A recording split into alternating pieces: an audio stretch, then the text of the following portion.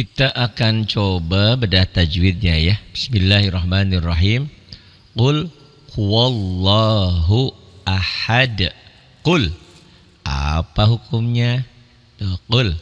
Ada lam sukun ya. Ada lam sukun yang bertemu dengan ha. Tuh. Ini hukum lam sukun ini adalah lam fi'il. Biasanya ada di kata kerja. Ini qul, perintah ya. Fi'il amar, qul. Lam sukun itu ada dua.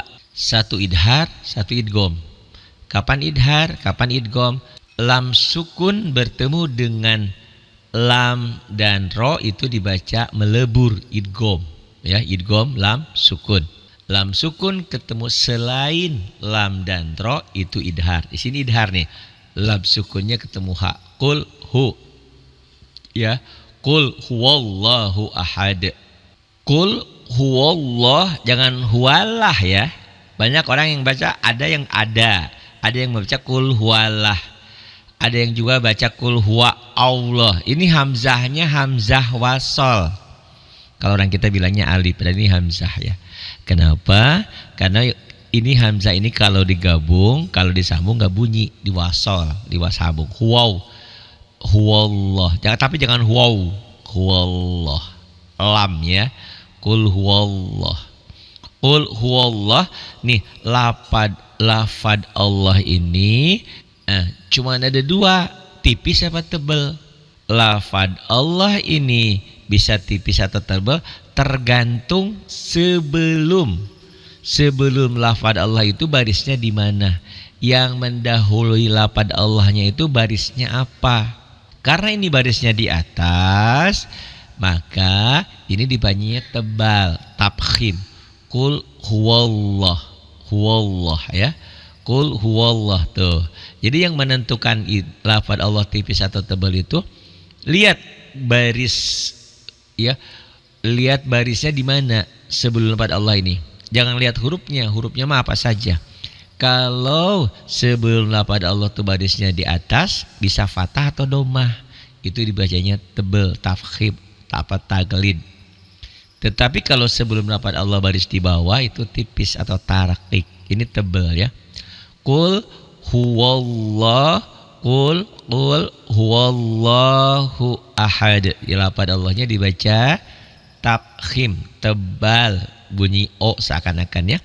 Qul huwallah, lo-nya ini mad asli ya, mad asli sama seperti mad tabi'i.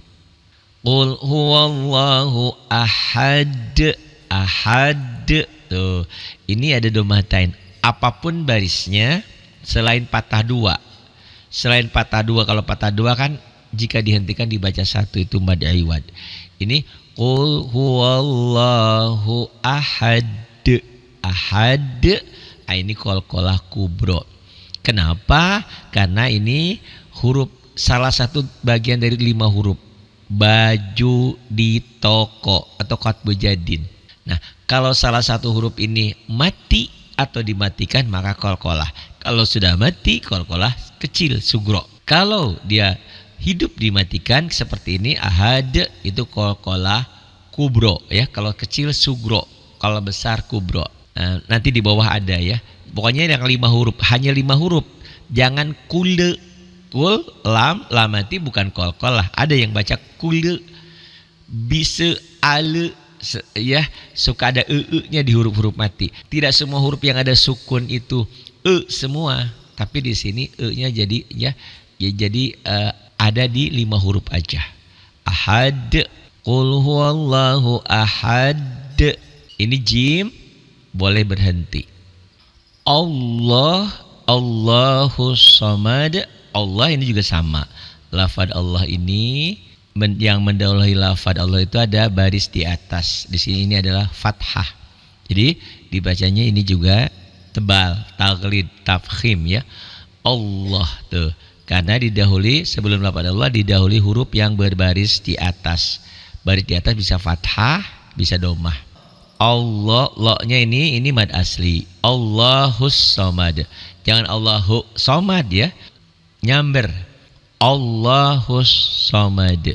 Allahus samad. Ini alif lam ini alif lam yang tidak dibaca atau alif lam syamsiah, samsun matahari ya.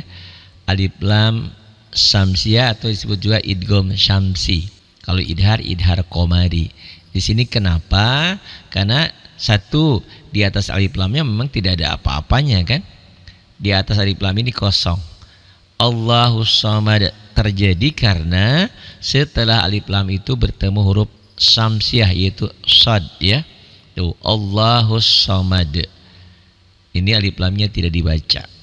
Bisa dilihat di buku hijau halaman 10, 11 dan 12 pembahasan tentang alif lam yang dibaca sama alif lam yang tidak dibaca. Alif lam qamariyah dan alif lam syamsiah. Allahus samad ini dalnya adalah qalqalah kubro.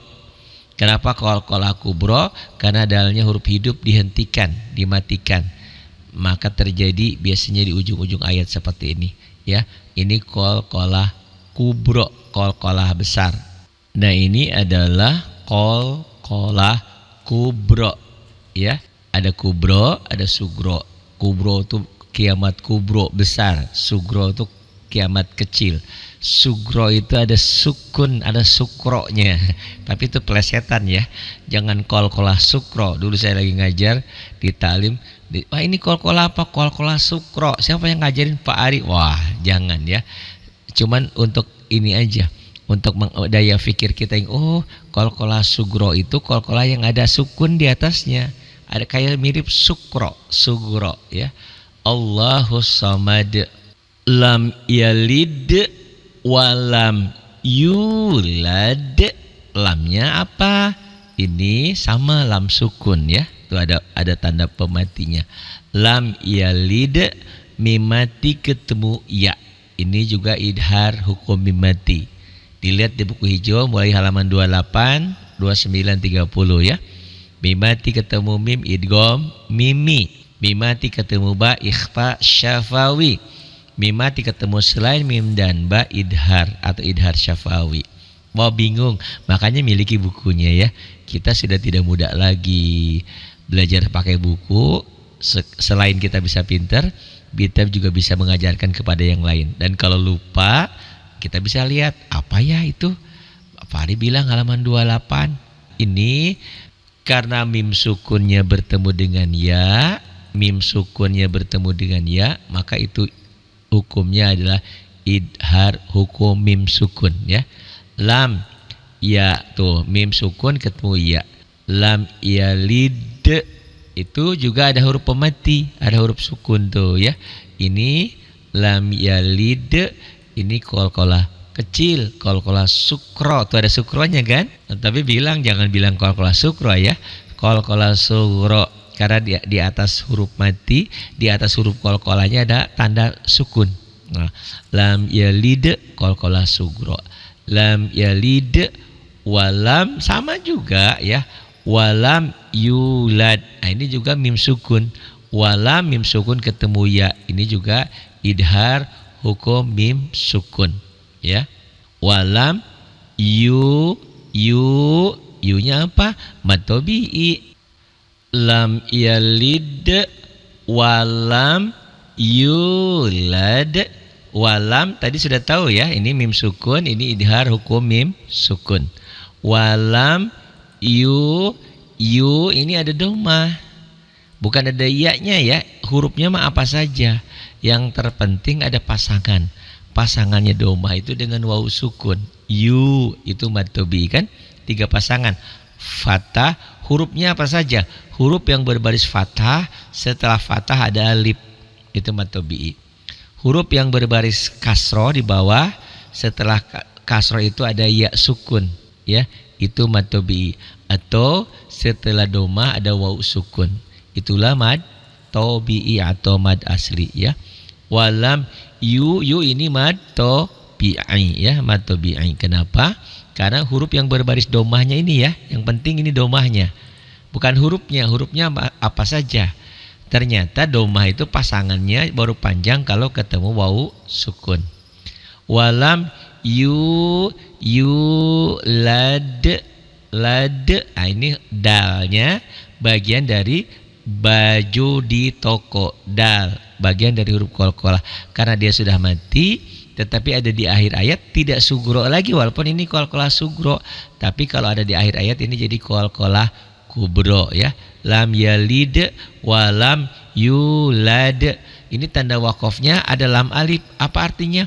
Adamul wakof, dilarang berhenti. Kok berhenti di situ? Boleh, karena ada nomor ayat. Ini nomor kedua, ayat kedua, ini ayat ketiga. Jadi nomor ayat itu sama seperti wakaf mutlak. Artinya kalau berhenti di sini boleh.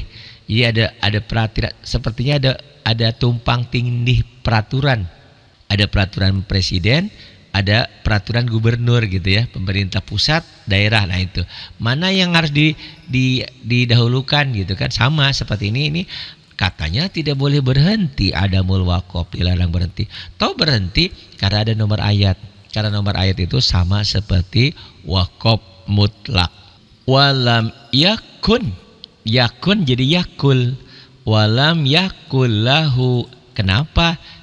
Walam yakul lahu, yakun jadi yakul ya. Nah ini kenapa ini walam ini sudah dibahas ya. Kau usah panjang-panjang di sini.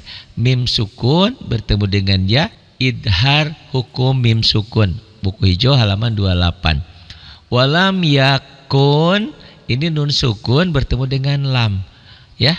Ini nun sukun bertemu dengan lam. Bukan nun sukun bertemu dengan tasdid. Tasdid itu hasil.